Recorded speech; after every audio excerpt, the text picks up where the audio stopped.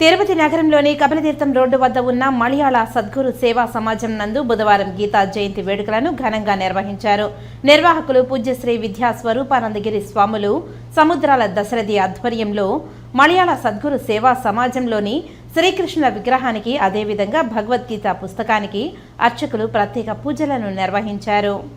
ఈ సందర్భంగా వారు మాట్లాడుతూ కేరళలో జన్మించిన మలయాళ స్వామి చిన్న వయసు నుంచి దేశమంతటా పర్యటిస్తూ గీతా ఉపదేశాన్ని చేశారని పేర్కొన్నారు.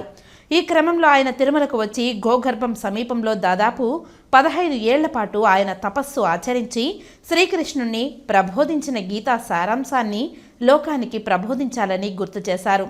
ఆయన శిష్యులు ఆనాటి నుండి మార్గశిర మాసం శుద్ధ ఏకాదశి రోజున గీతా జయంతిగా జరుపుకుంటూ భగవద్గీత ప్రాముఖ్యతను ప్రజలకు వివరిస్తున్నామని తెలియజేశారు. మానవుడు సంపూర్ణ జ్ఞానం పొందాలన్నా, భవసాగరాన్ని దాటాలన్నా భగవద్గీతను సంపూర్ణంగా అనుసరించాలని తెలిపారు. ఈ కార్యక్రమంలో కొట్టే సుబ్రహ్మణ్యం రెడ్డి, గుండాల గోపీనాథ్, సదాశివరెడ్డి, తొండమనాటి సుబ్రహ్మణ్యం రెడ్డి, సిద్ధారెడ్డి, పలువురు ప్రముఖులు పాల్గొన్నారు. దీని పేరు శ్రీ మలయాళ సద్గురు సేవా సమాజం. ఆనాడు 1970లో గీతా జయంతి నాడు ఈ కార్యక్రమం, ఈ సమాజం ప్రారంభమైంది. ఆనాటి నుంచి ఈనాటి వరకు నిరంతరాయంగా దిగ్విజయంగా అద్భుతంగా గీతా జయంతి కార్యక్రమాలు అనేక మంది సాధువుల చేత, పీఠాధిపతుల చేత ప్రవచనాలు చెప్పిస్తూ హాయిగా జరిగిపోతూ ఉంది.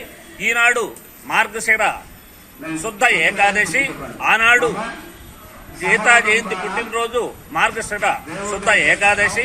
ఆనాటి నుంచి ఈనాటి వరకు అదేవిధంగా దిగ్విజయంగా జరుగుతూ ఉంది. కృష్ణ పరమాత్ముడు కూడా మాసానాం మార్గశీర్షోహం అనేసి అన్నారు. అంటే ఈ మార్గశీర్ష మాసాన్ని నేనే అని చెప్పి చెప్పుకున్నారు. ఎలాగైతే వేదానాం సామవేదోస్మి అన్నారు, అదేవిధంగా ఆనాడు 5000 సంవత్సరాల క్రితం ఈ గీత ఆవిర్భవించింది. ఆనాటి నుంచి నిరంతరాయంగా ఈ కార్యక్రమాలు భారతదేశం అంతా ఘనంగా నిర్వహిస్తున్నారు. దీనికి జయంతి మాత్రమే ఉంటుంది, వర్ధంతి అనేది లేదు.